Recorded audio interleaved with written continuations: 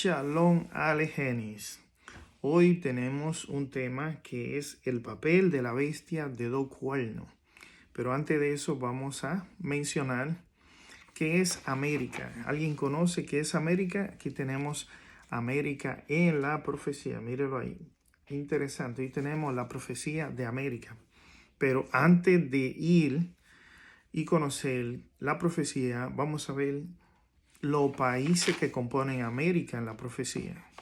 Fíjese bien, el Caribe tenemos Antigua y Barbados, Aruba, Bahamas, Barbados, Cuba, Dominica, Gemiraras, Guadalupe, Haití, Isla Caimán, Isla Turca y Caico, Isla Vírgenes, Jamaica, Martinica, Puerto Rico, República Dominicana, San Bartolomé, San Cristóbal y Nieves, San Vicente y Granada, Santa Lucía, Trinidad y Tobago. Tenemos muchos países santos, muchas islas santas. Y América Central tenemos Belice, Costa Rica, El Salvador, Guatemala, Honduras, Nicaragua y Panamá. América del Sur, Argentina, Bolivia, Brasil, Chile, Ecuador, Guayana, Guayana Francesa, Paraguay, Perú, Suriname, Uruguay y Venezuela. Y América del Norte tenemos a México y Estados Unidos, USA. Todos esos son los países que componen América. No es solamente Estados Unidos. Todos esos países pertenecen al continente americano. Entonces, lo que vamos a tratar de hoy es la profecía de América en la profecía, que es cuál es el papel de la bestia de dos cuernos. Ponga mucha atención con lo que vamos a anunciar acá.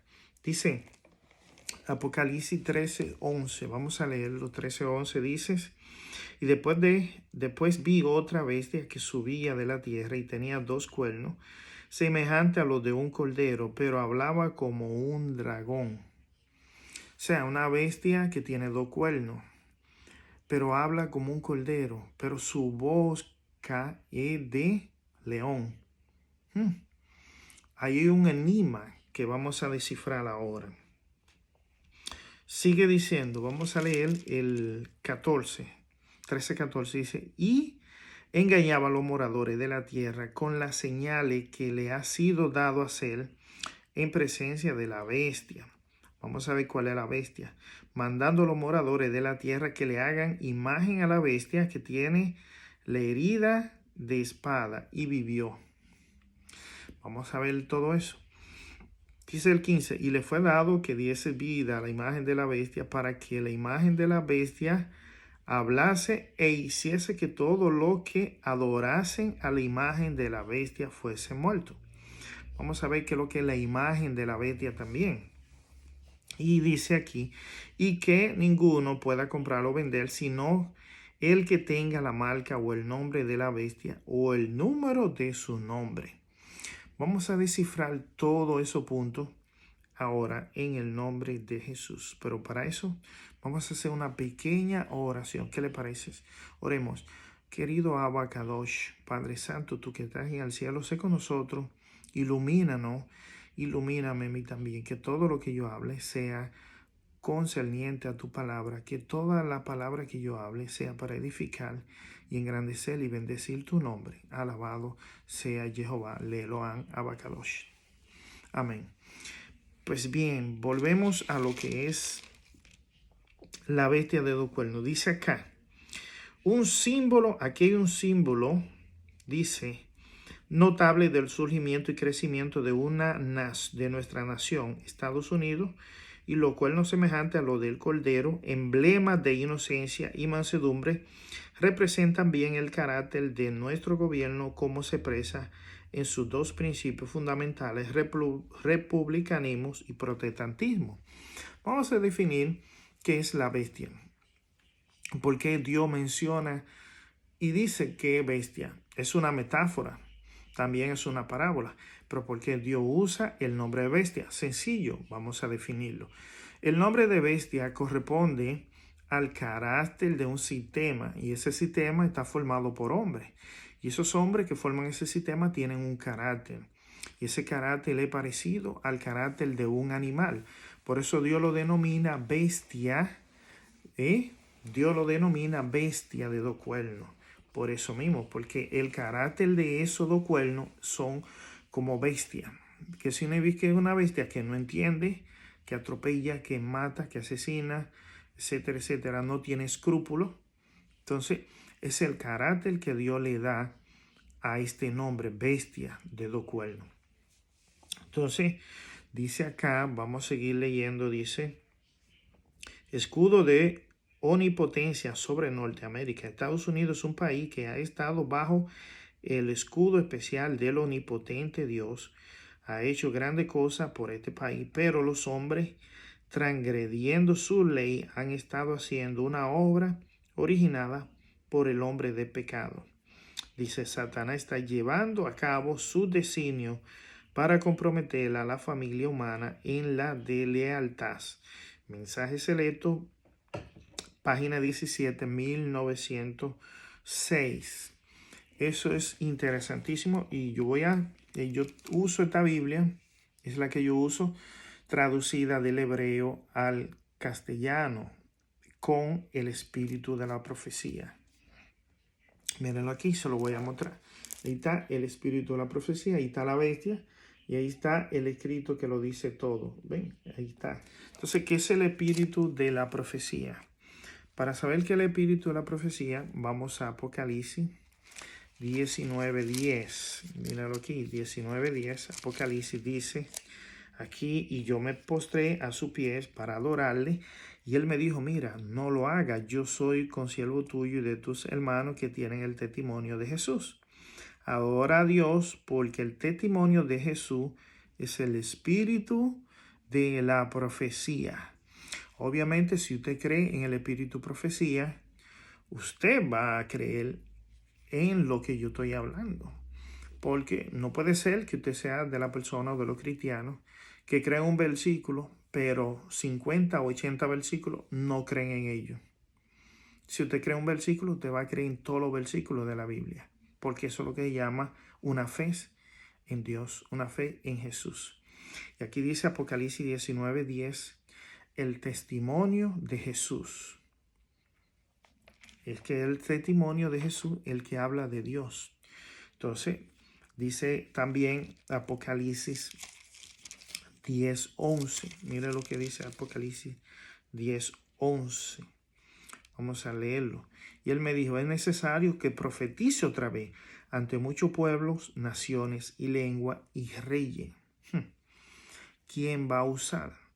Obviamente es un profeta que escriba estos testimonios. Y usó a la norteamericana Ellen White para escribir estos testimonios.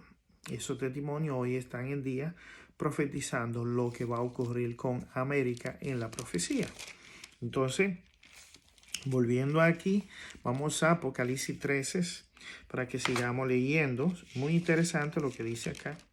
Voy a concluir lo que está diciendo. Dice aquí, la perspectiva ante nosotros, dice, la profecía representa al protestantismo con cuernos semejantes a lo de un cordero, pero que habla como dragón. Ya estamos empezando a oír la voz del dragón. Hay una fuerza satánica que favorece el movimiento dominical.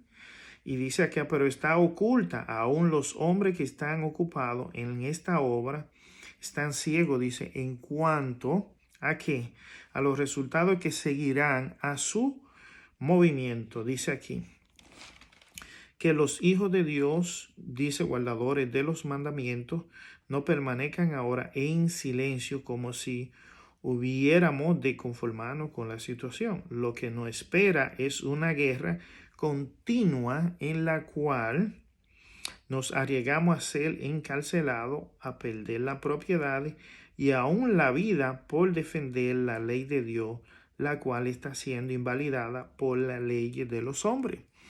Pregunto yo, hace poco no se invalidó el Nuevo Testamento aquí en Estados Unidos. ¿Está bien? Entonces, la profecía indica Eso, aquí lo está diciendo. Será invalidada la ley de Dios. Tan pronto usted invalide cualquier libro de la Biblia, usted está invalidando la ley de Dios. Es lo que está diciendo acá. Este libro no se equivoca. Por eso se llama América en la profecía. Porque América está invalidando la ley de Dios. Están haciendo decretos que van en contra de la ley de Dios. Normas de hombres que invalidan la ley de Dios. Por eso que se llama América en la profecía. Entonces, toda esta información usted tiene que saberla. Yo tengo que saberla. Los niños tienen que saberla. El mundo entero tiene que saberla. América completa tiene que saberla entera, esta información. Entonces, para eso que estamos haciendo este estudio de América en la profecía. Porque usted necesita saber toda esta información para usted tenerla pendiente. Porque esta información le va a servir para su futuro, le va a servir para la vida eterna con Dios. Le va a servir para eso, yo se lo aseguro. Ponga cuidado. Vamos a descifrarlo ahora. Volvemos atrás, dice, tremendo. Después vi otra bestia que subía de la tierra y tenía 2 cuernos semejantes a la de un cordero, pero hablaba como un dragón. Ya sabemos cuál es la bestia de 2 cuernos. Dice yo 6. Con su respectivo cuerno, protestantismo, republicanismo, son 2 cuernos. Seguimos leyendo. 14, dice, engañará a los moradores de la tierra con las señales que le ha sido dar a hacer en presencia de la bestia. ¿Cuál es la bestia? Dice, mandando a los moradores de la tierra que le hagan imagen a la bestia que tiene la herida de espada y vivió. O sea, obviamente aquí está hablando, y todo el mundo lo sabemos, que es el sistema vaticano. Cuando el Papa Pío VI fue preso por el gobierno de Francia, ahí fue donde recibió la herida mortal. Y luego él murió de una enfermedad, pero luego surgió otro en el puesto de él, ahí donde vivió. Y ahí es donde se ha formado y hasta el día de hoy sigue formándose. Entonces dice Apocalipsis, vamos allá, 17, dice acá, vamos a leerlo, 17:8, dice, y la bestia que ha visto era y no es, y es interesante, la bestia que era, ¿por qué era? Porque el Papa Pío VI fue preso por Francia. Luego, creo que de los golpes que le dieron y el mal estado en el cual fue preso, murió. Luego de eso salió otro papa en el lugar de él. Obviamente por eso dice aquí Apocalipsis 17:8. La bestia que ha visto era y no es, y ha de subir del abismo, y ha de ir a la perdición. ¿Por qué ha de subir del abismo? Porque vendrá sobre esa persona, no sabemos qué nombre sea, en estos tiempos, en el final de los tiempos. Si sea un Juan, un Pedro, no sabemos quién es. Si son Francisco, no sabemos quién es. Pero el que esté en el lugar de ese papado, ese va a ser esa bestia. Y vendrá un espíritu sobre esa persona. Y esa persona es la que se llamará anticristo, que usurpará el lugar de Cristo. Eso es lo que llama anticristo. Usurpar el lugar de Cristo. Entonces, sigue diciendo el 17:8. Dice aquí, nos habíamos quedado en ADI, la perdición. Y dice, y los moradores de la tierra cuyo nombre no está escrito en el libro de la vida. O sea, está hablando aquí lo que no se han bautizado. Su nombre no está escrito en el libro de la vida. Dice, desde la fundación del mundo se maravillarán cuando vean la bestia que era y no es, aunque es. Aquí hay un sinnúmero de frases. La bestia que era y no es, o sea, todavía no es, aunque es. O sea, está hablando en un futuro perfecto. O sea, aunque es, pero no es. Todavía no es porque todavía no ha empezado a reinar. Cuando empieza a reinar, entonces va a ser la bestia que era y no es, pero es. ¿Están entendiendo? Eso es una metáfora la cual Dios la ha dejado así. Dice el 9, 17:9, dice, aquí hay mente, el que tiene sabiduría, las 7 cabezas son 7 montes sobre los cuales se sienta la mujer. O sea, este sistema vaticano se representa como una mujer vestida de escarlata que tiene un cáliz en su mano y embriaga a todas las naciones del vino de su fornicación. Entonces estamos hablando de que aquí tenemos 7 cuernos y dice el 10, y son 7 reyes, 5 son caídos y uno es y el otro aún no ha venido. Claro, 5 reinos ya de eso cayeron. Estamos hablando los 5 reinos que habían caído, estamos hablando de Grecia, estamos hablando de en el tiempo de Napoleón, estamos hablando de ese tiempo de Roma, estamos hablando del otro. Y dice acá, dice, han caído y otro aún no ha venido, o sea, el que va a venir, la representación de él. Y dice, y cuando venga es necesario que dure breve tiempo. Dice, el 11, y la bestia que era y no es, también el octavo, y es de los 7, y va a perdición. Eso es tremendo. Entonces volvemos a Apocalipsis. Cuando dice es el octavo, es que él se va a presentar como el anticristo. Pero ¿quién se va a presentar como el anticristo? La misma bestia que era y no es, pero es. Dice, aunque es, dice, y él es el octavo, o sea, cuando se corone como rey, entonces ahí vendrá. Y vamos a leerlo, eso es fascinante. Vamos a leerlo aquí en este libro que se llama Conflicto de los Siglos. Muy interesante. Observa lo que dice acá, para que lo sepa. Dice acá en la página 505, dice... La bestia de 2 cuernos ordena en paréntesis, que todo pequeño, grande, así como pobre, así como libre, esclavo, tengan una marca sobre su mano derecha o sobre su frente. O sea, se va a identificar esta persona con una mano. Yo le hago una pregunta. ¿Le puso Dios una marca a Caín? Sí, Dios le puso una marca a Caín. Pero esa marca que Dios le puso a Caín fue en la frente. Y es una marca no para defender a Caín. Fue una marca que Dios puso para que no hubiera más muerte. Dios ordenó que matase a Caín. Él será muerto, él y su descendiente. Entonces es prácticamente lo mismo que ha hecho el estado de Texas. Texas está la pena de muerte. Dice, el que mata también será muerto. En caso de que no sea, en caso de defensa personal, que entraron a su casa, etcétera, etcétera. ¿Qué se trata de hacer con esta ley? Que el ser humano, que es llamado bestia, obviamente nosotros usamos ese sinónimo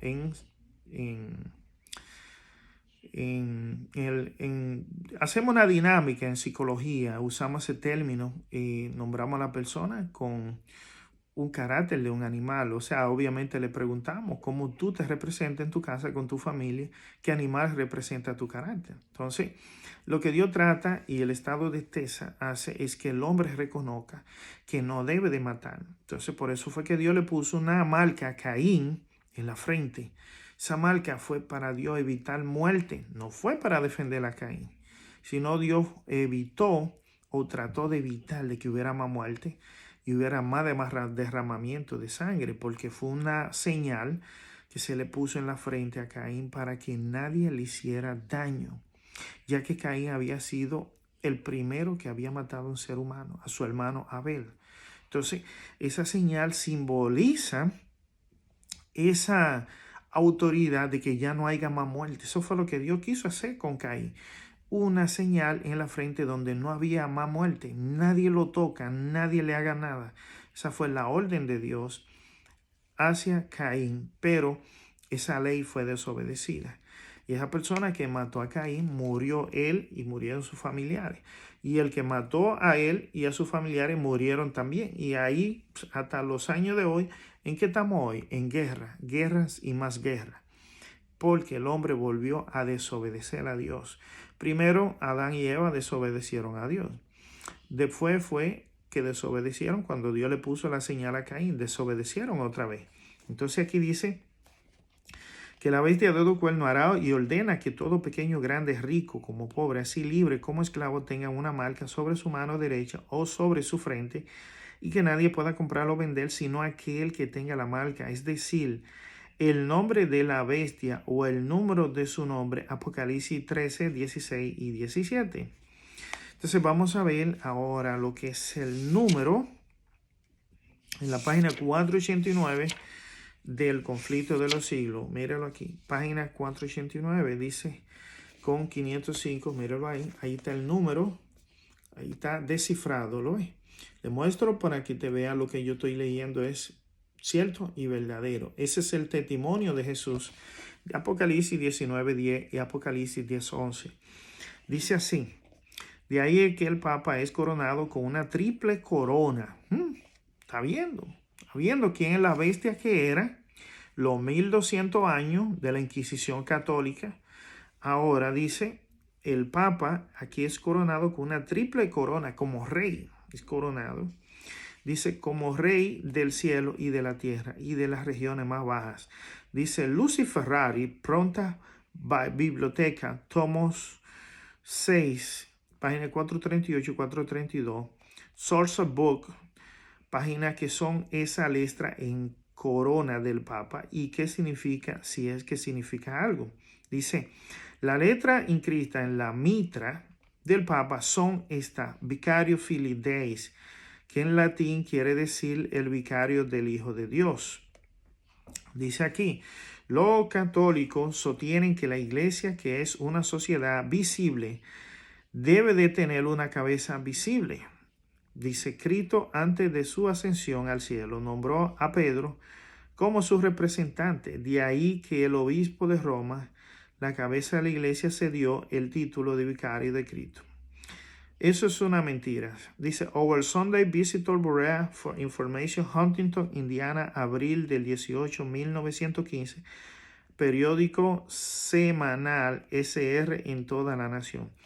Obviamente, eso es una mentira, porque Jesús no nombró a nadie. Jesús dijo, es necesario que yo me vaya para que venga el Consolador. Jesús no dejó a nadie como número uno. Jesús no dejó a nadie como líder. Jesús, el vicario de Jesús es el Espíritu Santo. Ese es el vicario de Jesús, el Espíritu Santo. Pero Jesús no dejó hombre a cargo de su ministerio, no dejó hombre a cargo del evangelio. Dejó hombre para que predicasen y enseñasen el evangelio, que fue diferente. Pero no dejó hombre a cargo de designar quién era que iba a dirigir toda la iglesia.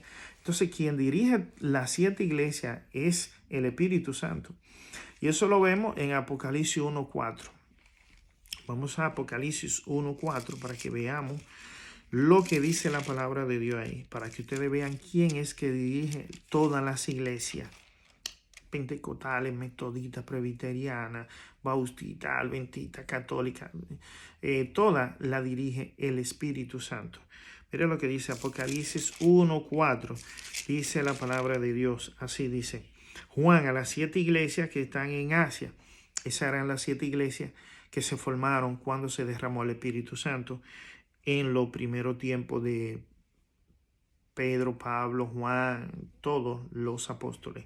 Dice a Juan a las 7 iglesias que están en Asia: gracias sea a vosotros y paz del que es y que era, o sea, de Jesús y de Dios y del Espíritu Santo, y que ha de venir, y de los 7 espíritus que están delante de su trono. ¿De qué? De los 7 espíritus que están delante de su trono. Entonces, ¿cómo que usted me dice a mí que un hombre va a dirigir las iglesias? Cuando Jesús dijo, es necesario que yo me vaya para que venga el Consolador, ese es el Espíritu Santo. Entonces, no es un hombre. Eso es una blasfemia contra el Espíritu Santo. Es una blasfemia contra Dios, una blasfemia contra Jesús. O sea, alguien se está haciendo pasar por quien no debe hacerse pasar. Y está tomando una alegación que no debe tomar. Pero, como dicen en inglés, whatever, aquí todo el mundo hace lo que le da la gana en este mundo. Eso es un desastre. No hay orden, no hay disciplina, no hay control. Obviamente, aquí está diciendo, y de los 7 espíritus que están delante de su trono, y de Jesucristo, el testigo fiel, el primogénito de qué? De los muertos y príncipe de los reyes de la tierra, al que nos amó y nos lavó de nuestro pecado con su propia sangre. O sea, dice, Él es el rey, es el príncipe de todos los reyes de la tierra, Jesús. Nadie puede venir en nombre de Jesús a menos que no sea el Espíritu Santo.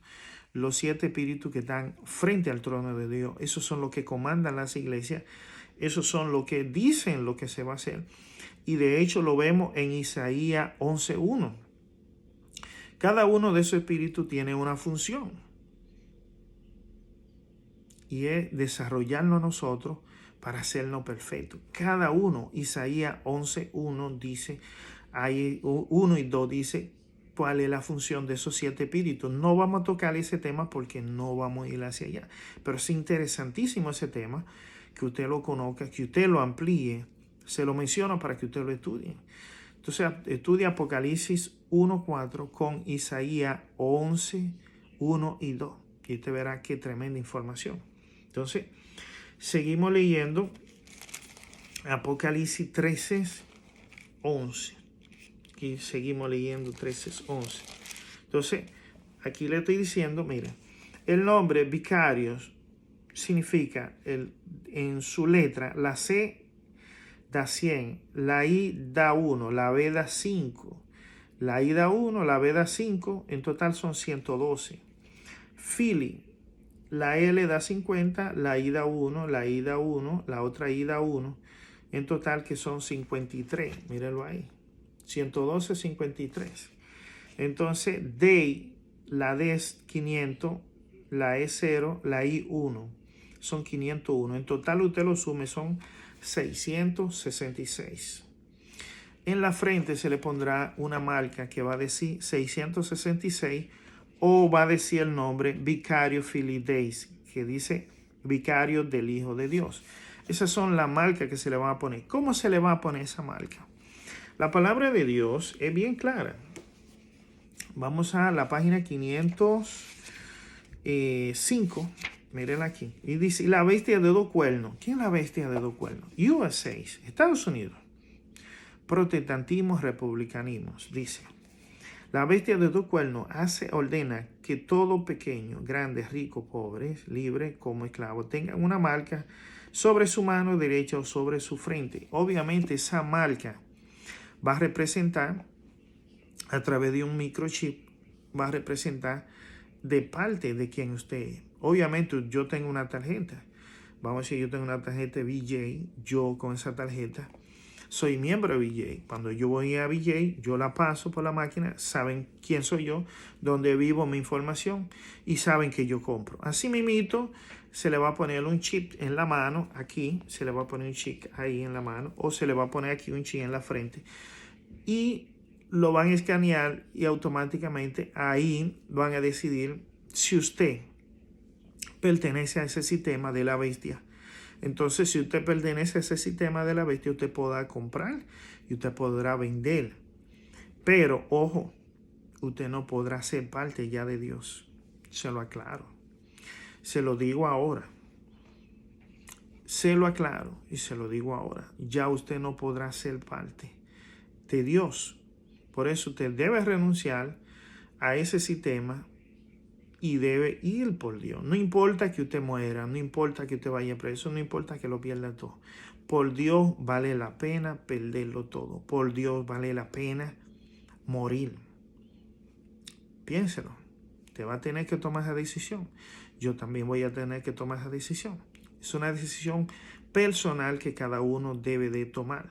Entonces, es una decisión digna de tomarla. Porque si Jesús murió por nosotros, porque también nosotros no podemos morir por él. Dice en la Biblia, ¿será el siervo mayor que su rey o su rey mayor que su siervo? O sea, es mutuo lo que podemos hacer uno por otro. Entonces, ahí es donde va eso. Muy interesante. Dice acá, escúcheme bien lo que vamos a ver. Lo que dice aquí en Apocalipsis, dice 17.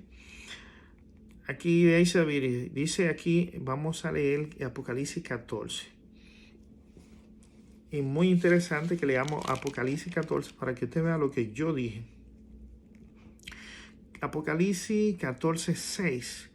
Dice, y vi otro ángel volar por medio del cielo, que tenía el evangelio eterno para predicarlo a los moradores de la tierra y a toda la nación, tribu, lengua y pueblo, diciendo en alta voz, temed a Dios y dale gloria, porque la hora de su juicio ha venido, y adorad a aquel que hizo el cielo, la tierra y el mar, y la fuente de las aguas. Y otro ángel le siguió diciendo, ha caído Babilonia, aquella gran ciudad, porque ella ha dado a beber a todas las naciones del vino de la ira de su fornicación. Y escuche lo que dice el tercer ángel aquí. Y dice el tercer ángel, lo siguió diciendo en alta voz, si alguno adora a la bestia y a su imagen y recibe la marca en su frente o en su mano, ¿de qué le estaba hablando ahorita? De que se le va a poner una marca, un chip en la mano o en la frente. Usted tiene que tomar una decisión si usted quiere poner esa marca en su mano o en su frente, y ya dependiendo de esa decisión, usted va a ser sellado por el Espíritu Santo, si no la toma. Si la toma, usted va a ser escrito en el libro de la muerte y muerte eterna. Se lo estoy diciendo ahora. Hay un libro que es el libro de la vida eterna, y hay un libro que es el libro de la muerte eterna. Aquí dice Apocalipsis 14, 6, 7, 8 y 9. Dice, y el 10, mira lo que dice 14, 10. Y el que se ha puesto la marca en su mano o en la frente, dice, él también beberá del vino de la ira de Dios, el cual es vaciado puro en el cáliz. Que vaciado puro en el cáliz. Dice, de su ira, y será atormentado con fuego y azufre delante de los santos ángeles y delante del Cordero. ¿Delante de quién? Delante de los santos ángeles y delante de Jesús, el Cordero. Ese es el verdadero Cordero. Entonces, esa es la profecía. América en la profecía hará que grandes, pequeños, ricos, pobres, huérfanos, ancianos, lo que sea, menos válido, inválido, silla de ruedas, lo que sea, los que cogen cupones, todo, se pongan esa marca. Los que viven del gobierno, todo, se pongan esa marca. Y el que se ponga esa marca, ya vimos lo que dice Apocalipsis 14, 8, 14, 6, 7, 8, 9 y 10. Eso es así. Eso es lo que está diciendo Dios. Si alguno adora a la bestia, a su imagen, o se deja poner su marca en su frente o en su mano, él también beberá del vino de la ira de Dios, el cual es vaciado puro en el cáliz de ¿qué?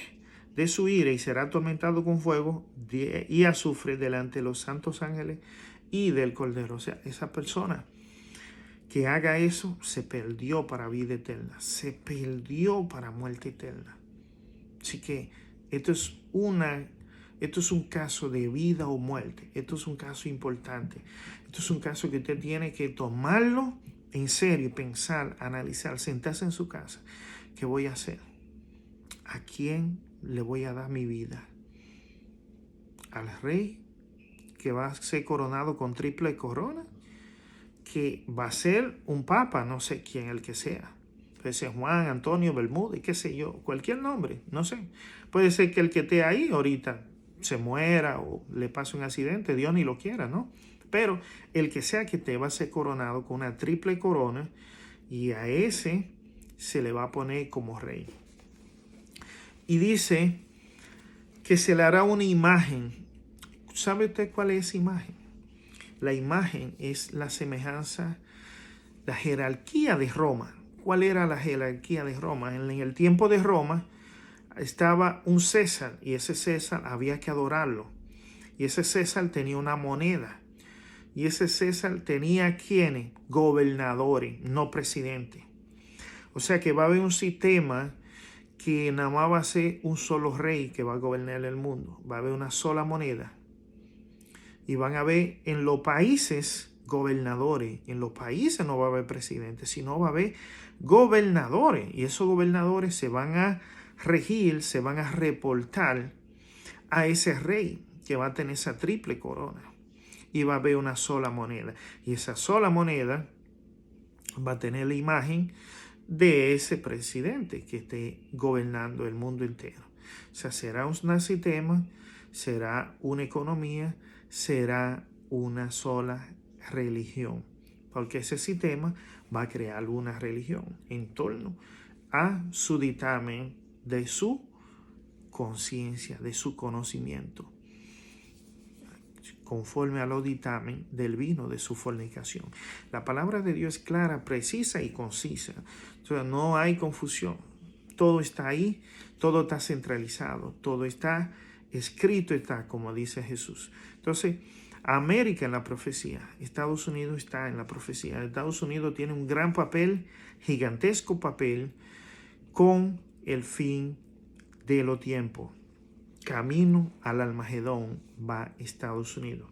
Es muy importante que usted entienda, que usted acepte esto que estamos hablando.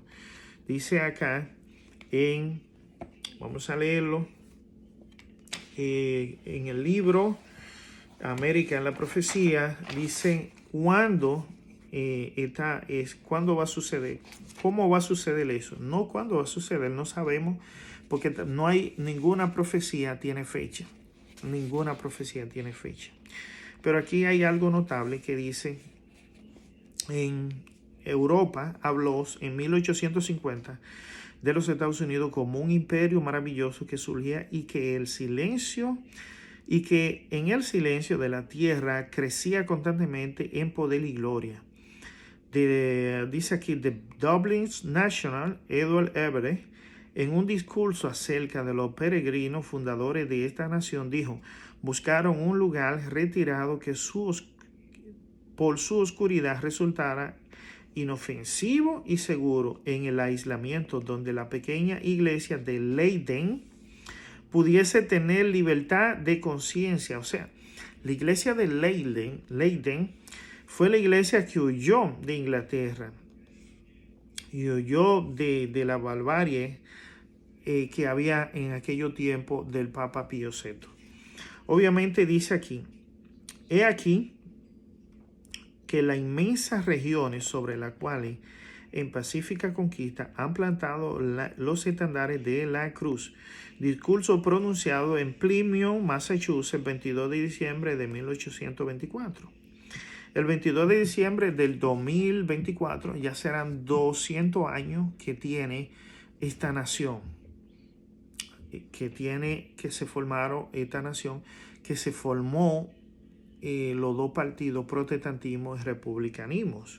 Dice aquí: y tenía dos cuernos semejantes a los de un cordero, los cuales semejante a los de un cordero representaban juventud, inocencia y mansedumbre, rasgos del carácter de los Estados Unidos, cuando el profeta vio que esa nación subía en el 1798.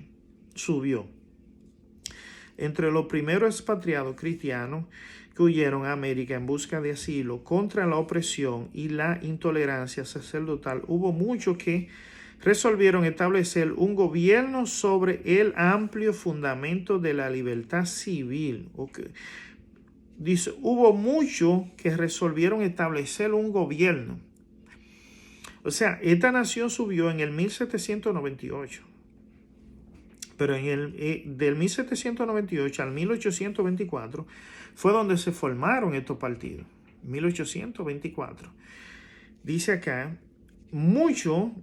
hubo muchos que resolvieron establecer un gobierno sobre amplios fundamentos de la libertad civil y religiosa, que a Dios no le gustó para nada.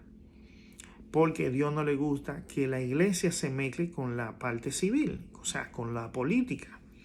Entonces ahí fue donde se formaron estos partidos, 1824. Dice: sus convicciones hallaron cabida en la Declaración de la Independencia, que hace resaltan la gran verdad de que todos los hombres son creados iguales y que poseen derecho inalienable a la vida, a la libertad y a la búsqueda de la felicidad. Y la Constitución garantizaba al pueblo el derecho de gobernar a sí mismo y de establecerse que los representantes elegidos por el voto popular promulgasen la ley y la hagan cumplir. Además fue otorgada la libertad religiosa y a cada cual se le permitió adorar a Dios según los dictados de su conciencia. Dice, republicanismo y protestantismo vinieron a ser los principales fundamentos de la nación. Estos principios son el secreto de su poder y de su prosperidad. Los oprimidos y los pisoteados de toda la cristiandad se han dirigido a este país con afán y esperanza. Millones han fondeado en su playa y los Estados Unidos han llegado a ocupar un puesto entre las naciones más poderosas de la tierra. ¿Lo está viendo? Eso es sencillo. 1824 se formaron estos dos partidos. El protestantismo se formó en base a un concepto religioso y civil. O sea, el concepto civil y religioso unido se llamó protestantismo. Hoy ese sistema ha sido cambiado llamándose demócrata.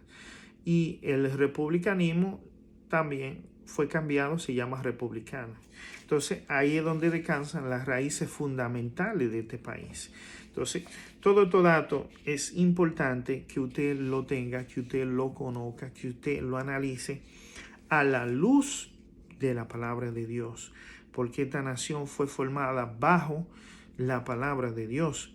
De hecho, aquí no se celebraba Navidad, aquí no se celebraba Halloween. Todo eso porque esto era una nación cristiana. Era una nación que preservaba los valores cristianos, preservaba los mandamientos de Dios. Pero hoy en día ya hay hombres que lo han pisoteado, ya hay hombres que esos mandamientos de Dios no valen absolutamente nada para ellos. Entonces, ya Dios ha tomado una decisión en cuanto a qué va a hacer con el mundo, en cuanto a qué va a hacer con esta nación. Ya Dios decidió qué es lo que iba a suceder.